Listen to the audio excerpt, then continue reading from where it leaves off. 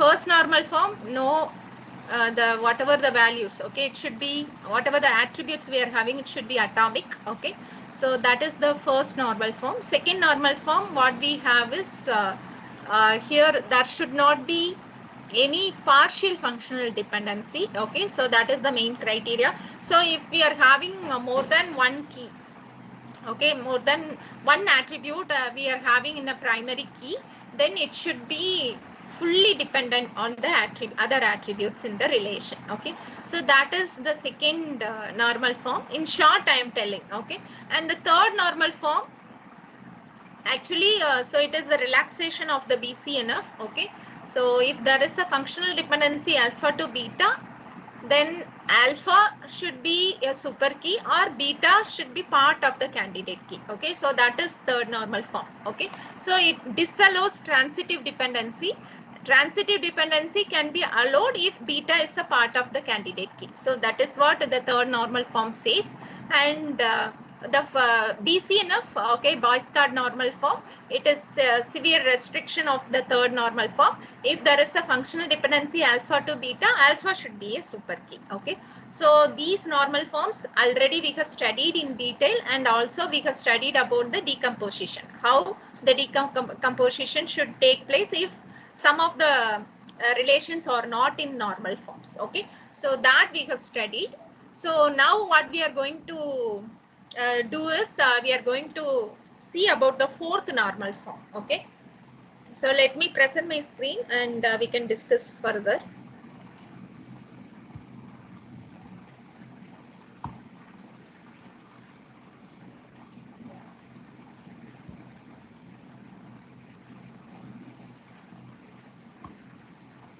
Okay, students, are you able to view my screen? Yes. Yeah, thank you.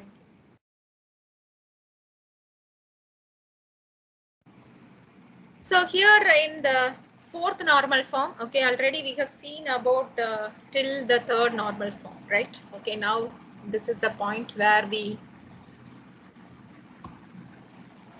So before going to study about the fourth normal form, we need to know what is multi-value dependency. Okay, so multi-value dependency, and then here the fourth normal form disallows the multi-valued dependency.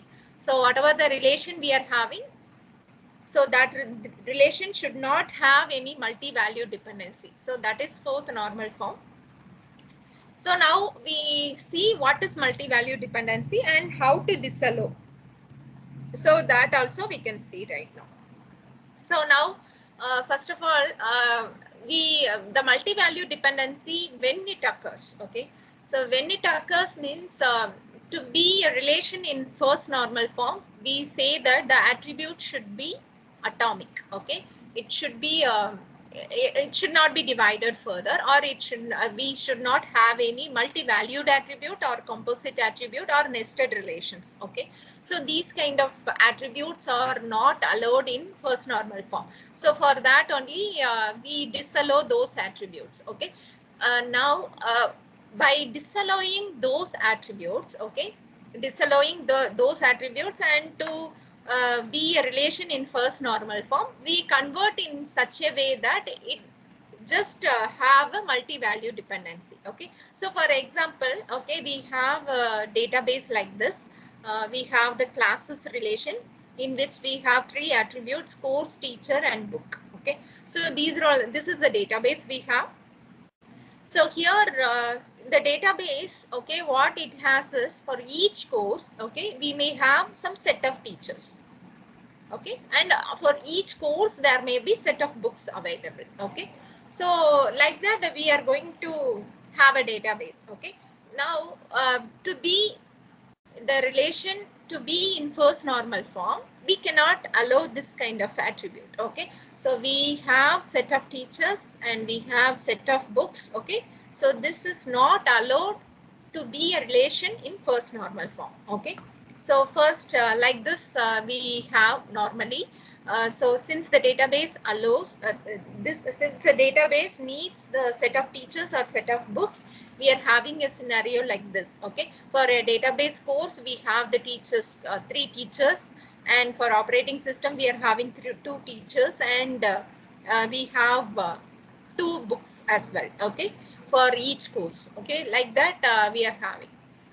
So for that case, to be in any kind of normal form, we cannot allow this one. What normally we do is we will just have a relation like this, okay, that is each and every course that is related with the teacher and the corresponding book, okay. So that we need to add over here, okay. So for example, if we can see, so the database and then the first teacher, second teacher and the third teacher, okay. So like that we are just adding, and also we are repeating the books, okay, the database concepts will mean like that for each and every teacher, okay. So like that we are doing for operating system course also. So this way only we can do, because a relation, if it should be in first normal form, it should be done like this only, okay. And there should not be any composite value or set valued attributes. Also, well, we should not have nested relations also. So we need to do like this.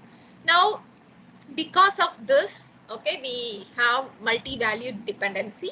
So it may create some insertion anomalies also. If, for example, Sarah is a new teacher that need to be added to a database, then we need to obviously insert 2 tuples, okay, in the database. So like database Sarah DB concepts and database Sarah Woolman, okay. So like that we need to insert for each and every value of the book and as well teacher, okay. So that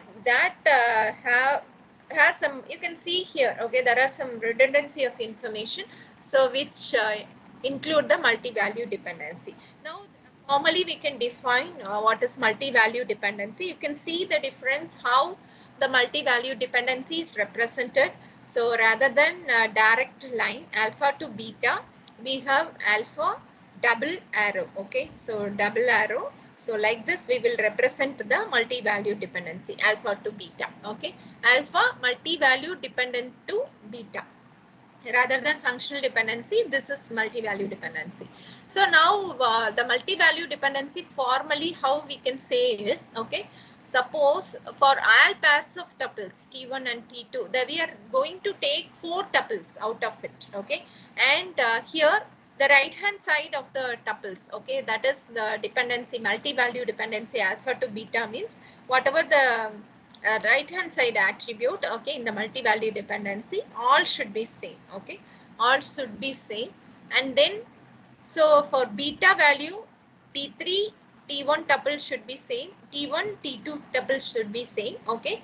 And then we have the rest of the attributes, okay, should have the common same value for T3, T2, T4 and T1, okay. So this is a formal representation. I can explain with this example itself. So we are considering the 4 tuples T1, T2, T3 and T4, okay. So alpha, we say that alpha is multi-value dependent to beta. That means course, okay, is multi-value dependent to teacher. How we can say is, whenever T1, T2, T3, T4, okay, all the alpha values are same, okay. So here we have for 4 tuples, the alpha values are same, that is database, okay.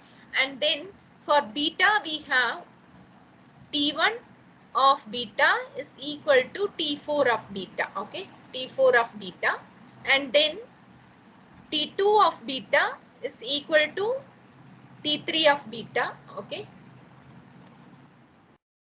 Okay, so here like that, if we am having a situation, okay, so here so in this example it is anyhow, okay, we can represent in this in the reverse way also, that is fine anyhow. So I am going to have for course to book, okay, so then it will be okay with respect to this, okay, course to book, okay. So anyhow, course to book, if I am taking, teacher will have like this. Otherwise, course to teacher, we are taking, book will have like this. So for this representation, okay, for this representation T3, T1, T4, T2. So I am going to take course to book, okay. So here T1 and T3 is having the same value. T2 and T4 are having the same value. Okay, so that is what it is represented here. Okay, so T3 of beta is equal to T1 of beta, T4 of beta is equal to T2 of beta. If it is the case, the rest of the attributes, okay, rest of the attributes means in the teacher. Okay, teacher, you can say how it is represented. So both T1 and T4 are having the same values. Okay, R minus beta, T3 of R minus beta is equal to T2 of R minus beta. So T3 and T2 are having the same value. T1 and T4 are having the same value. So that is the final constraint, okay, condition that need to be satisfied. Okay, then we say that course to book, okay, or it has a multi-value dependency. So we need to go for any kind of decomposition so that we can avoid this multi-value dependency. Okay, so I think you got how the multi-value dependency is represented. Because of first normal form only, we will have the multi-value dependency normally. Okay, because since the set valued attributes are not cannot be represented okay, in relational databases, we normally go for this kind of representation. If we are going for this kind of representation, obviously you can see there are much more redundancy, and there are certain conditions, okay, how the multi-value dependencies may exist in the certain relation. Like course to book, if I am taking, okay, so T1 to T4 all should have the same value, and for beta value, the alternate tuples T1, T3, T2, T4 should have the same value. Okay, T1, T3 and T2, T4, and for the rest of the attributes, okay, rest of the attributes T2, T3 and T1 and T4 should have the same value. So like that, if I am having a scenario, then the multi-value dependency exists in the relation. So the fourth normal form, what it says is, we should not have this kind of dependency, multi-value dependency. So we need to go for decomposition. Okay, so how we can decompose? Rather having the same relation which has both teacher and book. If I am dividing into two relations, okay, normally how the decomposition we will do is, whatever the multi-value dependency or functional dependency that violate the corresponding normal form, we will have this the same attributes, okay, in the functional dependency in one relation, the remaining in the other relation, and there should be a common attribute. Okay, so only for third normal form we will do it differently. Okay, we will find out the canonical cover, and then we will just find out whether the primary key, okay, key exists in all the relations after decomposition. If it is not, then we need to create as a separate relation. So that algorithm, third normal form, we follow a different algorithm. So for the rest of the things, okay, we will follow the same normally. For the second normal form, Boyce-Codd normal form, also as well the fourth normal form, whatever the dependency that are violating, we will keep it separate, and the other things in the uh, next relation. Okay, and there should be a common attribute. So here, if course to teacher is violating, then we have course teacher as a separate relation. The remaining attribute is only book. So normally we prefer having the primary key, okay, to be the common attribute. So we will have like this. Okay, so this way the multi-value dependencies can be just avoided. Okay, in the fourth normal form. So course to teacher or course to book. Okay, if I am having, then we may have some. So here also some redundancy is there, but compared to this, okay, we may have less dependency. Okay, there's less redundancy. Okay, so like that we will do with respect to the fourth normal form. Okay, and here here the multi-value dependency where we normally do is, okay, here the same concept regarding the functional dependency. Okay, if you want to just test relation, okay, to determine whether it is legal under a particular set of dependency or functional dependency, or if you want to specify some constraints, okay, we just specify the multi-value dependency. Okay, and the fourth normal form, formally we can define relational schema R is said to be in fourth normal form under a set of set D of functional and multi-value dependencies. Okay, multi-value dependencies both we need to consider in the fourth normal form. So for all functional multi-value dependencies in the D closure, okay, normally we consider only the functional dependency in till third normal form, okay, including the Boyce Codd normal form. In the fourth normal form, we need to include the multi-value dependencies also, and it should be formed within the D closure. So alpha to beta, okay. So beta, if it is represented like this, then it is multi-value dependent. So at least one of the following condition is held, then we say that it is in fourth normal form. Alpha to beta should be a trivial functional dependency, and alpha is a super key for the schema R, okay. So now this is what the fourth normal form says, okay. With respect to this, here the restriction of the multi-value dependencies also can be found out, okay. Like in the third normal form, we find the restriction of the functional dependency. That means restriction means whatever the attributes we have, okay, within the particular decomposed relation, those attributes corresponding multi-value dependencies only will be considered, okay. So more than one, for example, we have R, A, B, C, D, and after decomposition we have R, A, B and R, C, D, means whatever the attributes, whatever the multi-value dependency that contains only A and B, okay. So that will be involved in this relation, okay, in this dependency set, okay, the multi-value dependency closure set. And similarly for this one R2, we have the separate declosure, okay. So that is only C and D attributes, okay, we have in this relation R2. So those attributes only will be considered over here, okay. So that is nothing but the restriction of D to Ri, okay. So like that we specify the restriction, and the decomposition algorithm is the same like normal Boyce Codd normal form decomposition.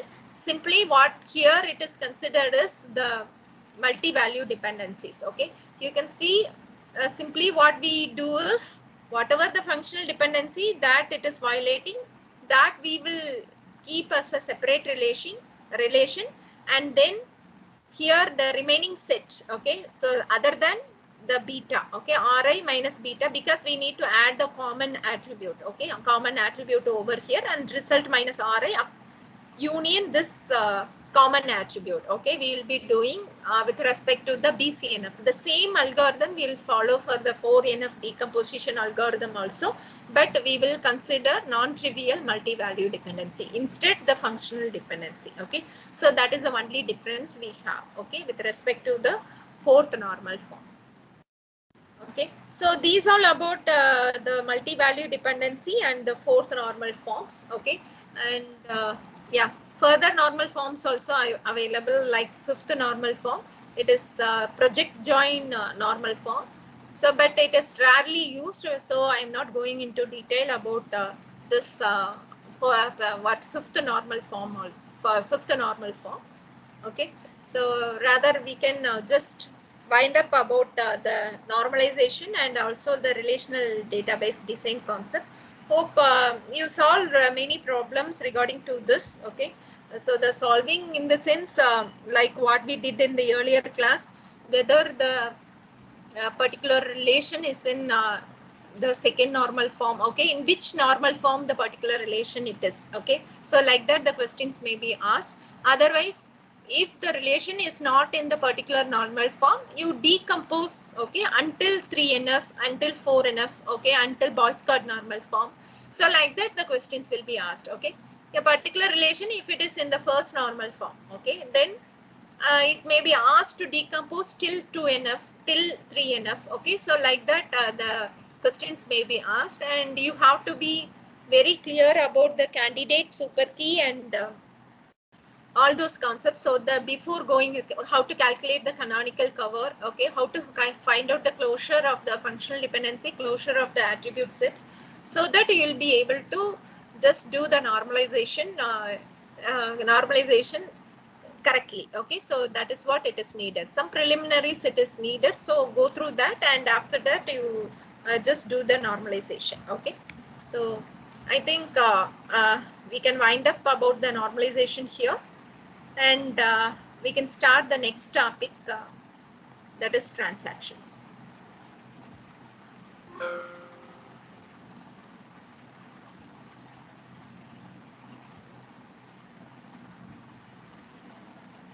Okay, so you are able to view my screen, right, students? Yes, ma'am. Yeah.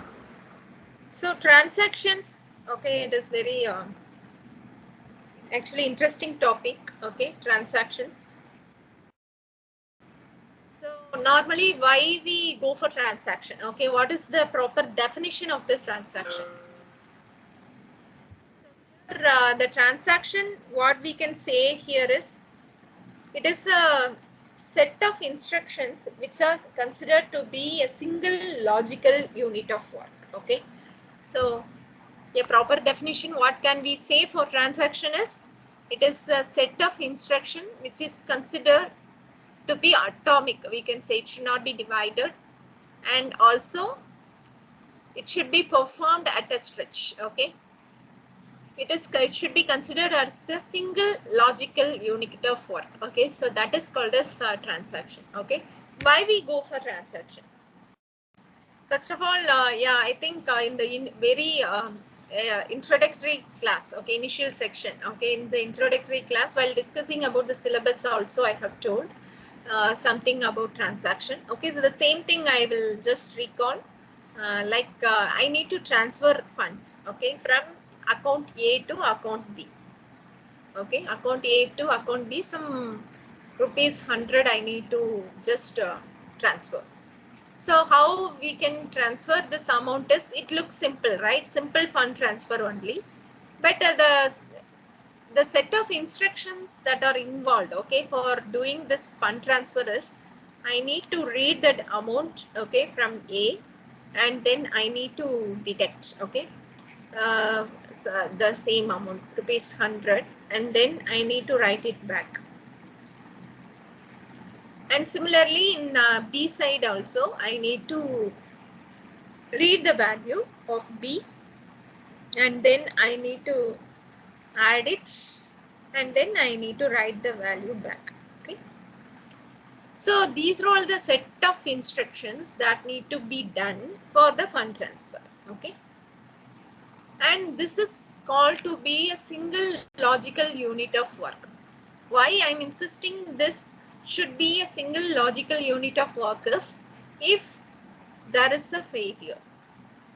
Okay, if there is a failure in between, so this can be coded. Okay, like we can use some programming language like C or something, and then we can code simply reading the value and writing the value. It looks simple, right? Okay, we can code it, but the thing is, it cannot be done, it cannot be done through a normal programming, because okay, it should just the whatever the values we expect, it should persist despite system failure.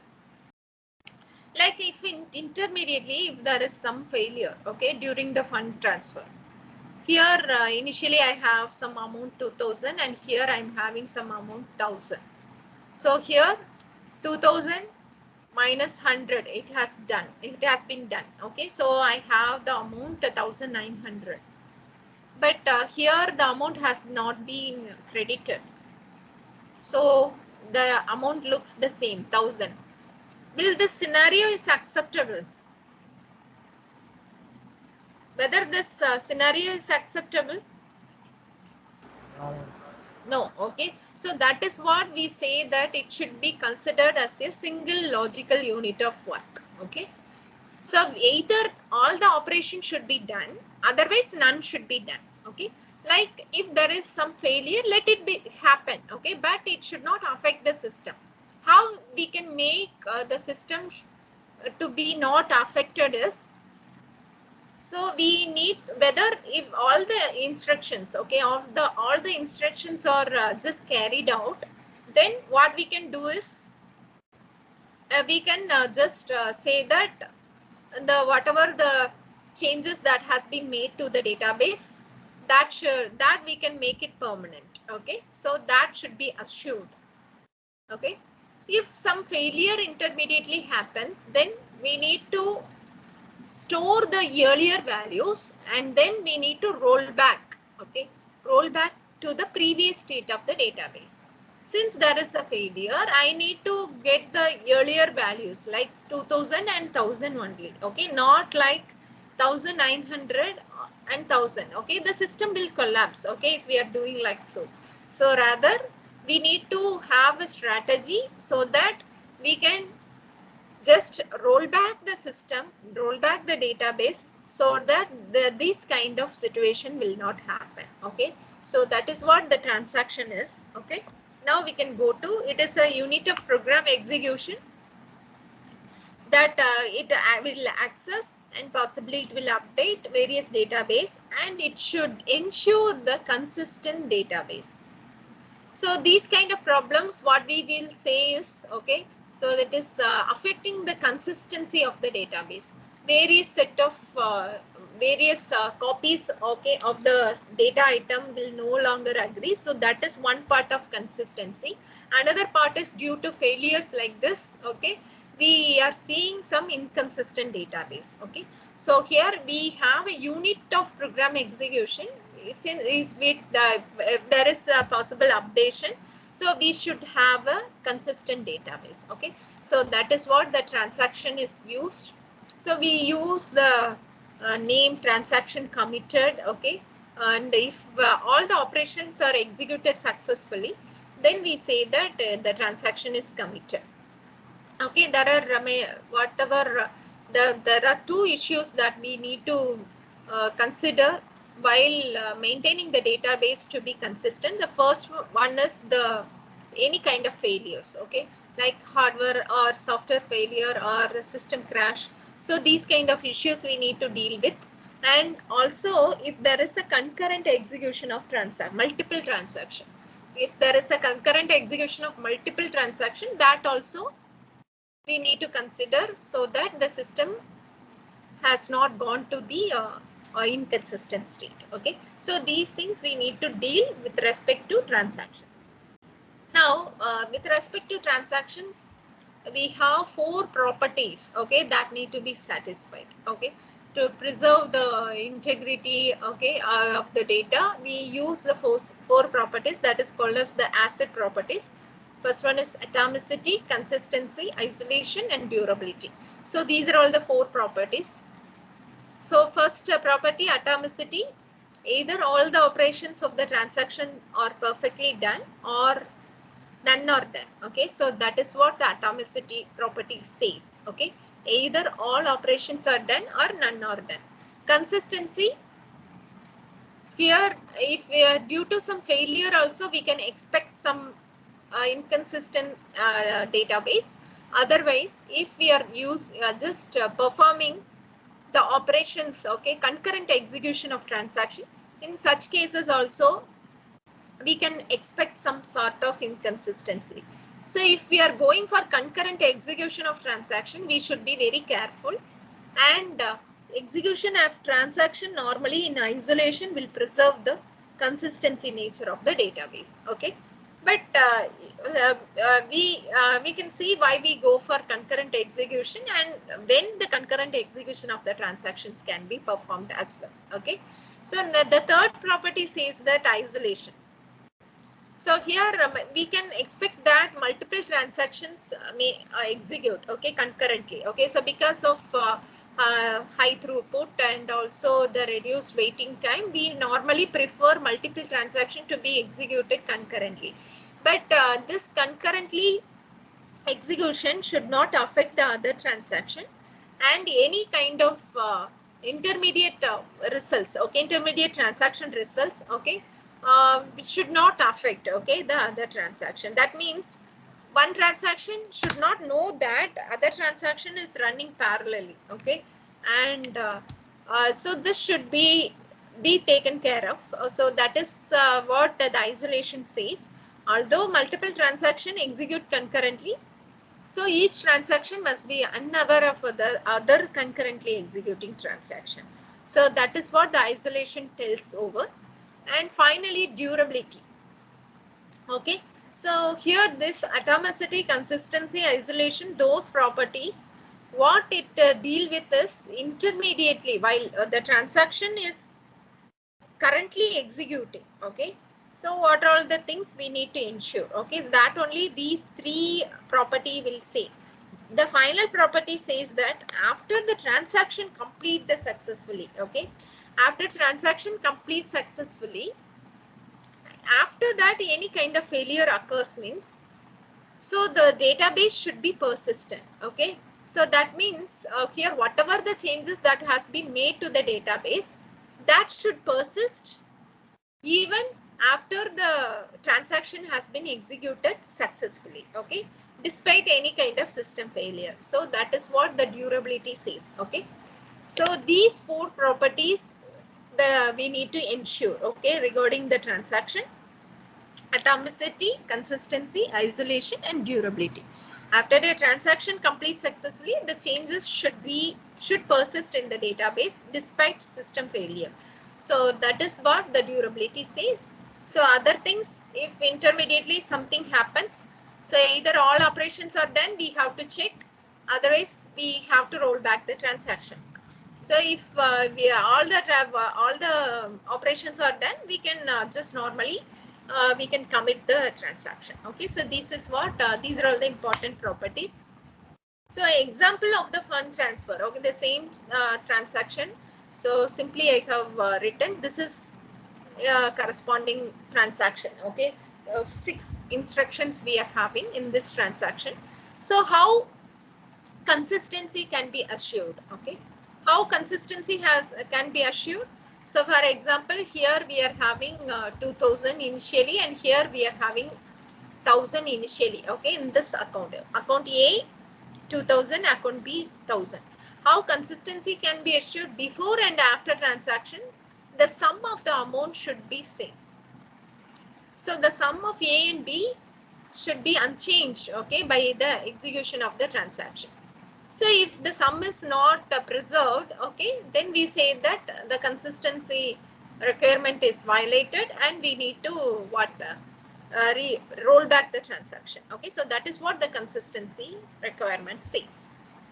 So here if some amount 550 is deducted, 1950 we are having, and here it is not credited. So while adding these two values, we will not be able to get the same value as before, right? So that is what the consistency requirement says. And atomicity requirement, okay, if the transaction fails, okay, after the step 3 and before step 6, okay, then whatever the updates that are not reflected in the database should be whatever the update should not be reflected in the database. Otherwise, it should create some problem with consistency. Or like, so here 1950 only will be there, and here the same value 1000 will be there. So the transaction fails intermediately, then it should roll back. Okay, so that is what the atomicity requirements say. If all the instructions are not executed properly, then we have to roll back, okay, to the initial value. So that is what the atomicity requirement says. And the durability requirement, so here once the user has been notified, okay, like the transaction has executed successfully, right? Okay, the transaction has executed successfully, but these kind of updates should be persistent. Okay, should persist in the database. Okay, any kind of failure should not affect this kind of updation that has been carried out in the database. Okay, so that is what the durability requirement says. So if the user has been notified that a transaction has completed and future here the amount, the updates and all, there is a problem, then it is not a way, okay, how it is not the correct way, okay, for doing the transaction. So here we need to ensure that after the transaction has been executed successfully also, the database should be in persistent state. Okay, so that is what the durability requirement says. And finally, isolation requirement. So here isolation normally comes with respect to the concurrent execution of transaction. Okay, between step 3 and 6. Okay, and another transaction with the same attributes, okay, with the same values, okay, is going to access the updated database. Okay, for example, intermediately another transaction need to display the value of A and B. Okay, A plus B. This is another transaction. Simply it is going to read the value of A, read the value of B, and then displaying A plus B. Intermediately it is doing. Then what value it normally take is 1950 only it will display, right?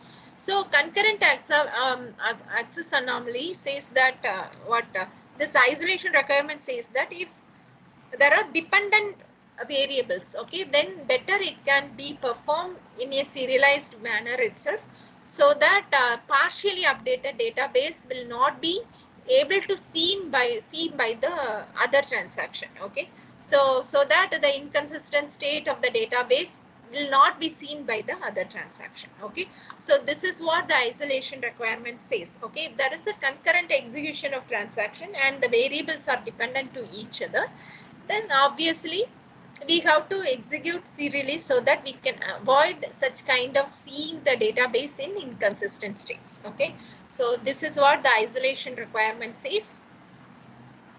And the next is so these are all the properties and how it can be related to this particular example we have seen. Now this is somewhat the simple thing, that is the transaction states. Okay, what are all the transaction states that are available? So normally we have the 5 states of transaction: active, partially committed, failed, aborted, and committed. Okay, so these are all the 5 states we normally have. Initially, whenever the transaction start, it is set to be in active state. Whenever the final instruction of the transaction has been executed, it is told to be in partially committed. Okay, and then from the partially committed, it can go to committed state, that is whatever the updates that has been performed in the database, so that may be made permanent by means of making the transaction committed. And then before there may be a possibility from partially committed to fail situation also, or else we may have from the active state of the transaction. Okay, that means for intermediately also there may be some failures. So because of that, at the end of the transaction, after the final instruction also, there may be some failure. Okay, in both the case we have the transaction is said to be in failed state. If the transaction is failed, then we go for aborting the transaction. Okay, so that is aborting the transaction. So this state is told to be aborted. Okay, now the thing is, if the transaction has aborted, what we can do? Okay, so either we can kill the transaction, that is the transaction we will not perform at all. Okay, so in that scenario we can either kill the transaction, or we can go for restart. We can restart the transaction. Okay, so these are all the 2 options that are available for while aborting the transaction. Okay, so and one more thing we need to know is, if the transaction has become committed, okay, so we cannot undo the changes. If the transaction has been committed, we cannot undo. Okay, before that only we can roll back. Okay, we can roll back. So here if if there is any failure state, okay, we can roll back the transaction. Okay, if there is any failure, we can roll back the transaction. But if the transaction gone for committed state, then we cannot do any kind of rollback. Okay, the changes will be permanent. Okay, like if we have if we have in a particular document, okay, a Word document, if you are permanently, if you want to save, it will be saved in the second secondary memory, right? Okay, so like that, if we have changed, if we want to make some permanent changes, it will be done, okay, but through commit operation. Rollback means it will be done in the main memory, so that what we normally do. Okay, I'm giving some example. Okay, simply we can roll back. Okay, but the thing is, if we have changed permanently, okay, it cannot be rolled back. Okay, so that is what the transaction is. If we want to roll back, okay, we can perform a compensating transaction. Okay, we can perform a compensating transaction. Okay. So like if I am sending a fund transfer A to B, some 50, okay, 50 rupees, and I have sent, okay, and I have the transaction has been executed successfully and it has been committed. Okay, committed means what we cannot do is we cannot in earlier, if I am having 2000 and here 1000, and after commitment of this transaction, it will be like 1950 and 1050. Okay, so this cannot be undone. Okay, we cannot roll back to 2000 or 1000. Okay, once it is committed. But if you want to just if you want the same values again, like 2000 and 1000, means we can perform a compensating transaction. Compensatory transaction means B to A, if I am doing some 50 same fund transfer, the same value will be retained. Okay, 2000 and 1000. But intermediately, if there is any failure, we can have a rollback. Okay, rollback means it will have a initial values, whatever the transaction initially had, those values will be there. Okay, so this is what about the transaction. And finally, yeah, about the implementation of atomicity and durability, so atomicity, either all the operations are done or none are done. Durability, the changes made to the database should be permanent. Okay, so that is what the durability says. Okay, so to ensure the atomicity and durability, so we may go for shadow database scheme also. The implementation, it looks simple, but it is very cost wise it is not good. Okay, we need to, for each and every transaction, there will be a DB pointer pointing to the database. You can see over here the old copy of the database, okay, and the new copy of the database. Okay, the DB pointer before update, it will point to the old copy, and after update, it will point to the new copy of the database. For each and every transaction, a new copy of the database will be created, and then once the updates are happened and also the transaction has been committed, then the DB pointer will point to the new copy of the database and the old copy of the database will be deleted. So this is a very simple thing, okay, to ensure the atomicity or durability, but it is very complex in the sense it is very costlier. For each and every day, every transaction, we need to create a database and then we need to delete it. Okay, so this is what that shadow database scheme that is used for implementing the atomicity and durability. We can see other schemes also in detail in the other classes. Okay, maybe, yeah, I think we can wind up the session here, and we can see in detail about how to implement atomicity and durability in concurrent execution in the next class. Okay. Okay. Thank you, students. Thank you. Yeah, thank you.